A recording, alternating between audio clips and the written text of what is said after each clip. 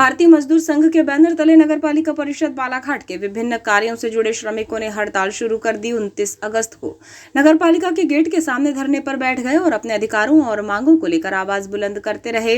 श्रमिकों की इस हड़ताल को पूर्व सांसद कंकर मुंजारे और नगरपालिका सत्ता पक्ष के कुछ पार्षदों ने भी समर्थन दिया और धरना स्थल पर पहुंचकर उनकी मांगों को जायज ठहराया। दोपहर बाद नगरपालिका सभागार में परिषद ने भारतीय मजदूर संघ पदाधिकारियों और श्रमिकों को चर्चा के लिए बुलाया, जहां श्रमिकों की मांगों पर विमर्श हुआ और फिर आश्वासन के बाद मांगों को मान लिए जाने पर श्रमिकों ने खुशी जताते हुए हड़ताल समाप्त की। नगरपालिका के स्वच्छता, जल प्रदाय, प्रकाश व्यवस्था के कर्मचारियों ने भारतीय मजदूर संघ के आह्वान पर हड़ताल शुरू कर दी थी। 29 अगस्त को कर्मचारी नगरपालिका के सामने धरने पर बैठे थे। उनकी 5 सूत्रीय मांगे थी।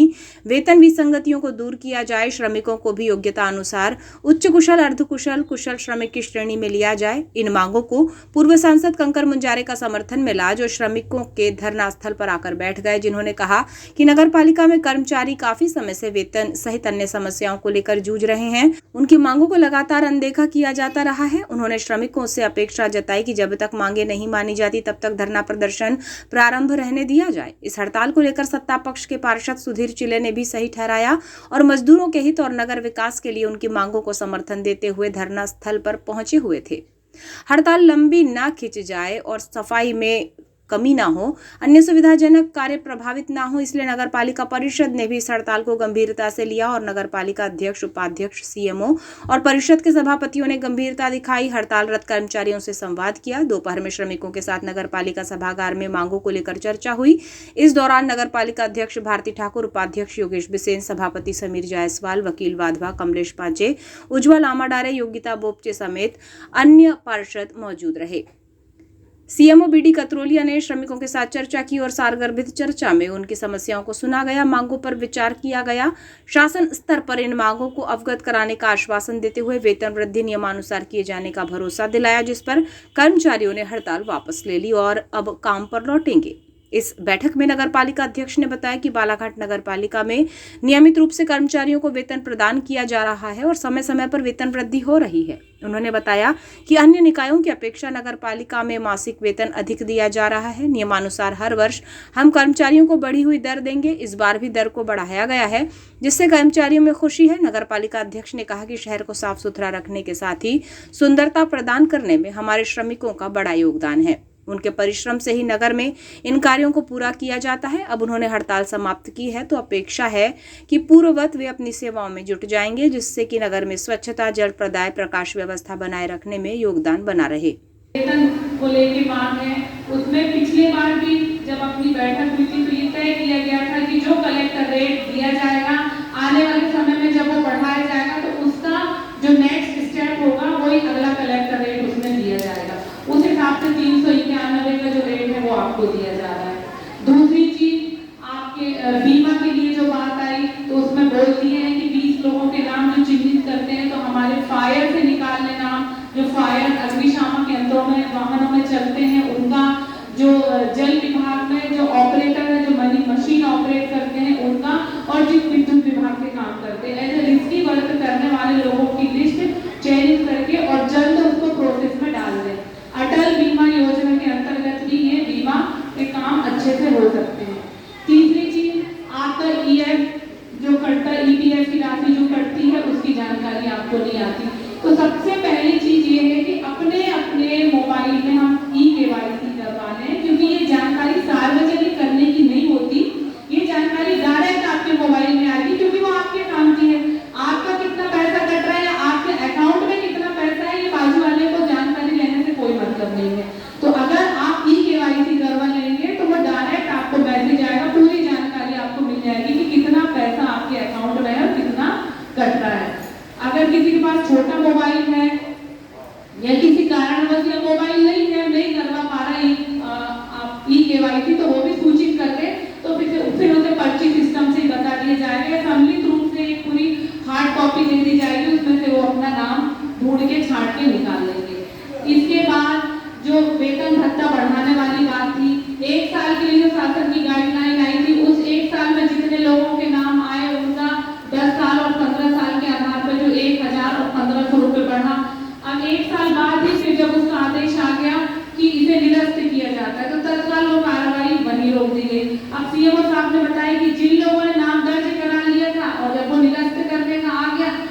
उनके नाम पे भी रोक लग जाएगी, यानी किसी भी प्रकार से उनको भी उस योजना का लाभ नहीं मिलेगा। लेकिन सीएमओ साहब ने बोले हैं कि वरिष्ठता के आधार पे अगर हम यहाँ पे शासन को पत्र लिखें कि हमारे कर्मचारियों के हित के लिए हम ये कदम उठाएं कि 10 साल 15 साल से जो सेवाएं दे रहे हैं उनको 1000 और 1500 रुपए बढ़ के मिले, तो शासन जरूर इसमें ध्यान देगा। तो हम ये पहल आप लोगों के लिए कर रहे हैं, तो इसके लिए सीएमओ साहब का पूरी परिषद का आप धन्यवाद कीजिए, क्योंकि जब तक नगर पालिका निकाय लेवल से कोई पत्राचार ऊपर नहीं करेगी तो ऊपर से कोई भी कार्रवाई के लिए कदम आगे नहीं बढ़ेगा। इसके बाद और कौन सी काम है? मेरे ख्याल से सभी विषय पे अपनी बात हो गई है। एक चीज ये है कि जो भी रेट बढ़ाने वाली बात होती है ये पूरी परिषद की स्वीकृति से होती है।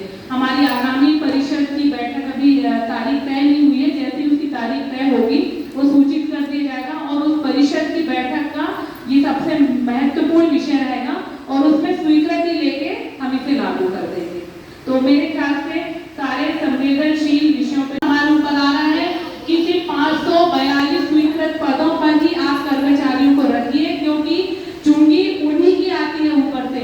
उसके अतिरिक्त जो कर्मचारी काम कर रहे हैं उनको हटाने की बार बार हमारे पास दबाव बना हुआ है। सिर्फ आप लोगों के हितों के संरक्षण करने के लिए, आप लोगों को देखते हुए हम कोई भी ऐसा कदम नहीं उठाना चाहते कि हमारा कोई गरीब कर्मचारी बेरोजगार हो जाएगा, वो पेट कहाँ से पालेगा। तो ये चीज आपको भी समझना होगा कि अतिरिक्त जो एक आर्थिक दबाव नगर पालिका पे पड़ेगा वो हम कहाँ से वहन करेंगे।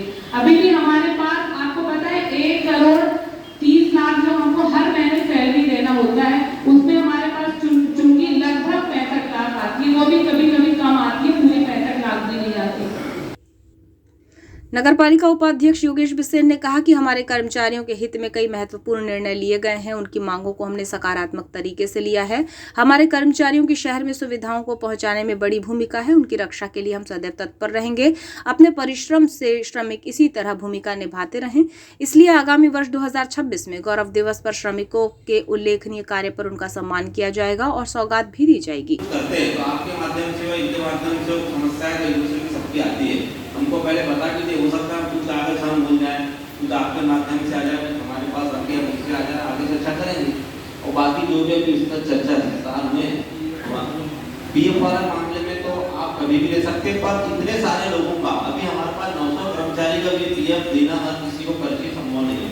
हर विभाग से हम 8-8, 10-10 लोगों का एक व्यवस्था बना देंगे, उनको पर्ची दे देंगे। पर सभी को आधार और मोबाइल केवाईसी करना पड़ेगा, तो ही उसकी जानकारी उसकी निकलेगी, तो अपने आप निकल जाएंगे। फिर भी हर विभाग से जो भी विभाग के 5-5, 10-10 लोगों का दे देंगे, तो उनके थ्रू एक दूसरे को सर्कुलर पता चल जाएगा कि हमारा कट रहा है और कितना कटा है। जैसा एक का कटेगा वैसा सबका ही कटेगा, एक अलग से कुछ मामला नहीं। और बाकी जो इस तक अभी हमारा जो आया है इसके लिए हमारे आदरणीय अध्यक्ष जी आपको सब बता देंगे। मैं चाहूँगा अध्यक्ष जी आप एक बार अपने सभी कर्मचारी साथी भाई बहनों का।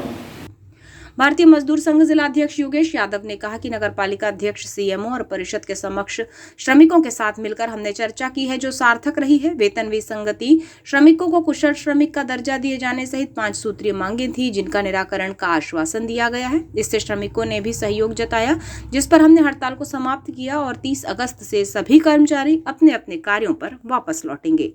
क्या हुआ है अभी हड़ताल में? ये मामला है लगभग 3 से 4 वर्ष पूर्व की जो मांगे थी, जो लंबित मांगे थी, जिसमें वेतन विसंगतियां प्रमुख रूप से थी कि जो आज श्रमायुक्त के द्वारा जो रेट लिस्ट जारी हुई उस अनुसार पेमेंट यहाँ के श्रमिकों को नहीं मिल रहा था। जो पीएफ है वो नहीं कट पा रहा था। अन्य हमारी ऐसी 5 सूत्री मांगों को लेकर के आज भारतीय मजदूर संघ के बैनर तले धरना प्रदर्शन। क्या हुआ अभी, क्या निष्कर्ष निकला है इस धरने प्रदर्शन का? अभी आगे चलेगा कि समाप्त हो गया है ये?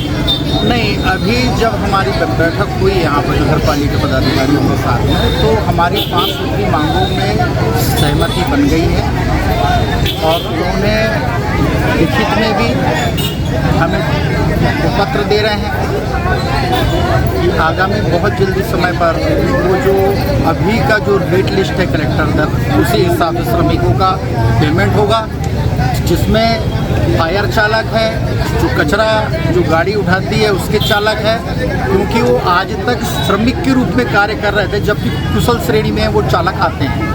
इस विषय में बहुत गंभीरता से लिया गया ताकि अगर भाई दफ़े यहाँ से कोई चालक जा रहा है, उसके साथ कोई घटना घट जाए तो उसकी सामाजिक सुरक्षा को भी ध्यान रखते हुए भारतीय मजदूर संघ ने मांग किया था कि चालक को कुशल श्रेणी में लाया जाए, उसे सामाजिक सुरक्षा के दायरे में लाया जाए। तो नगर पालिका ने, इसके जो अध्यक्ष हैं, सीएम हैं, उन्होंने माना है इस बात को। तो हड़ताल यहीं पर हम लोग अपनी स्थगित करते हैं।